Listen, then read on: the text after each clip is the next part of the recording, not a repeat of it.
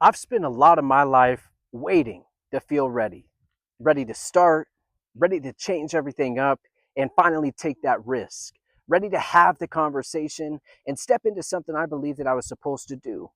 And I've started realizing that I don't know if ready ever actually comes in my life, at least not the way that I've imagined it. Because I think somewhere along the way, I've developed this idea that before taking an important step, I should feel confident, certain, prepared, like I know exactly what I'm doing before I do it. But when I look backwards at some of the biggest moments and most important moments of my life, that almost never happened. Most of the time, I was figuring things out while I was already walking. And maybe that's normal. I've been thinking about Moses. When God called him, Moses didn't respond like someone that felt ready. He basically started giving God a bunch of excuses and reasons why he had the wrong person. Who am I? What if they don't believe me? I'm not good at speaking. Please send somebody else. And I understand that because sometimes when we see the thing that's in front of us, we immediately start measuring ourselves against it. Am I capable enough? Do I know enough? Am I experienced enough? What if I fail? What if people think that I'm stupid? And what if I misunderstood God? And those questions can keep us still for years. But God, He didn't answer Moses by telling him how impressive that Moses was. He said something much better. I will be with you. And I've been thinking about that because maybe confidence in ourselves was never supposed to be the foundation. Maybe the question isn't, am I enough for this? Maybe it's, will God be with me while I do it? That's different. And I think sometimes we confuse preparation with procrastination. Preparation matters. But if you're going to build something, learn. If you're going to lead people, you're going to develop character. If you're going to make it an important decision, you need to seek wisdom first. If you're going to enter a profession, you need to become competent. Faith isn't an excuse to be careless, but eventually preparation can become a hindering and hiding place. One more book, one more course, one more plan, one more month before I start, one more conversation, and then I'll finally feel ready. One more sign from God, and sometimes we already know enough to take the next step. We're just afraid. I've done that countless times, and I've wanted certainty when what I really needed was courage. And certainty and courage, they aren't the same thing. Courage only exists because uncertainty exists. You don't need courage to do something when you already know exactly how everything's going to turn out. Courage says, I don't know exactly what happens next, but I know what I need to do now. And that's powerful to me because maybe faithfulness doesn't require knowing the outcome. It requires obedience with the information that we already have. And if we already have the information, we just need to act on it. I usually think about Peter stepping out on the boat. We usually focus on him sinking. And yes, he took his eyes off of Jesus, but there's another part of that story. And it's where Peter got out of the boat. 11 other people, they stayed inside, at least for a moment. A fisherman stood on water. He couldn't have prepared for that. There wasn't a training program called Walk on Water with Jesus, no practice round. Jesus said, Come, and Peter moved. I wonder how many times in life we're already waiting for God to make us feel completely ready when He's already said, Come. And maybe it's starting to feel something. Maybe it's ending something that you know already needs to end. Maybe it's just apologizing. Maybe it's becoming a parent. And maybe it's changing careers. Maybe it's sharing something that you've created. Maybe it's finally asking for help. Maybe it's serving somewhere. And maybe it's finally telling somebody about your faith. Maybe it's simply doing the next thing you know is to be right. And fear keeps whispering, not yet. That's one of the things that I've learned about fear. Fear rarely says never because we'd recognize that. Instead, fear often says later, when you're more prepared, when you're more mature, when life calms down and you have more money, when you're more confident and the kids are older, when work slows down and you know more, when circumstances are better, later. And later can quietly become never. And that's what scares me because I don't want to reach the end of my life and realize that I spent years preparing to live the life. Those are things that, you know, we only learn by doing.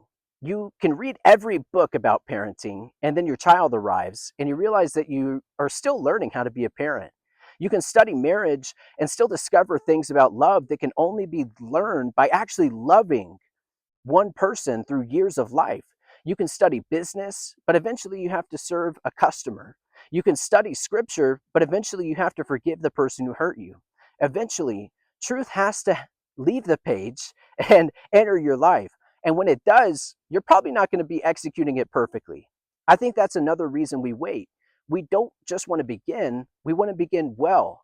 We want our first attempt to look like somebody else's thousandth attempt. That's impossible. The first thing that you create may not be very good. The first time you lead, you may make mistakes. The first difficult conversation, you may stumble over your words. The first business may fail. The first plan may change. You may look back 5 years later and laugh at how little you understood. That's okay. Being a beginner isn't something to be ashamed of. It's the price of eventually becoming experienced. So, everyone you admire at something was once terrible at it. They didn't just stop there. And I think sometimes perfectionism is fear just wearing nicer clothes. I'm just trying to make sure it's right. Maybe. But sometimes we're trying to protect ourselves from the vulnerability of being seen learning, because learning requires admitting, I don't know everything. That's humility. And maybe God can do more with a humble beginner who's willing to move than an expert who's too afraid to begin. And I've also been thinking about how often God seems to call people before they feel qualified. David was a shepherd, Gideon was hiding, Jeremiah said that he was too young, Peter was a fisherman, Matthew collected taxes, Paul had a past that should have been disqualified him in everyone's eyes. God has never seemed particularly intimidated by someone's unfinished state. And that's encouraging because I'm unfinished too. There are things that I'm still learning, areas where I'm still immature, things that I don't understand, and questions that I don't have the answers to. And sometimes I've thought, maybe once I become the person that I'm supposed to be, then God can finally use me. But what if being that person happens partially through the process of being used itself? What if that's it right there? What if the responsibility is the thing that develops you? What if the challenge exposes what still needs to grow? What if God isn't waiting at the finish line for some perfected version of you? What if He's walking with you while you become? That's much closer to what I've experienced. The things that have changed me the most usually weren't the things I felt completely prepared for. They required something from me that I didn't know I had yet. And somewhere in the process, God developed it. And that's why I think that there's a difference between being unprepared and feeling unready. Sometimes you really are unprepared.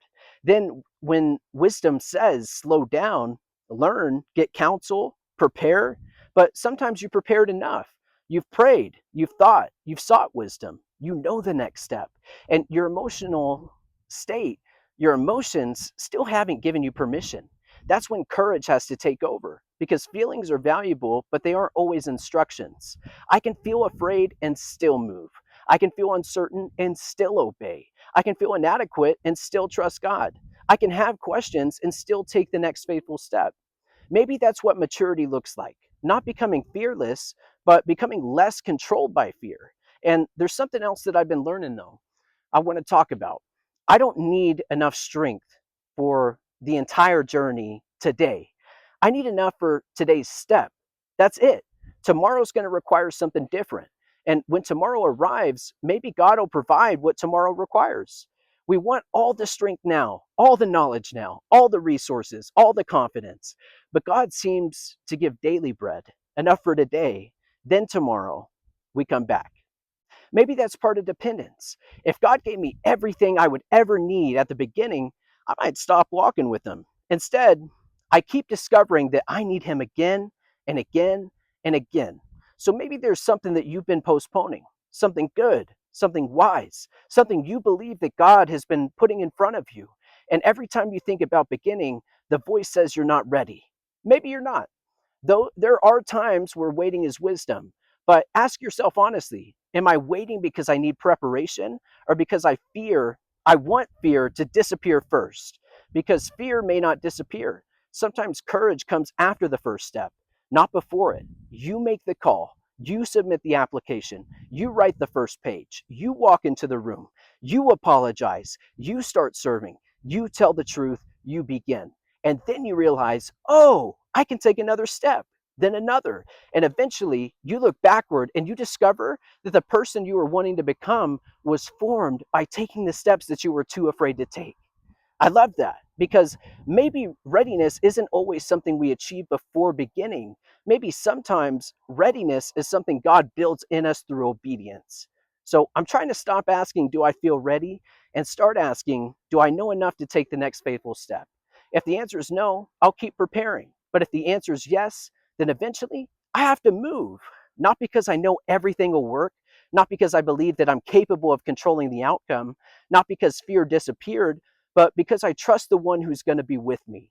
God didn't tell Moses, Moses, you're incredible. You got this. He said, I'll be with you. Maybe that's better because eventually my confidence will fail. My knowledge will reach its limit. My plans will change. I'll encounter something I didn't prepare for. And when that happens, I need something stronger than just confidence in myself. I need trust in God. So, whatever's sitting in front of you, don't rush recklessly. Pray, prepare, seek wisdom, count the cost.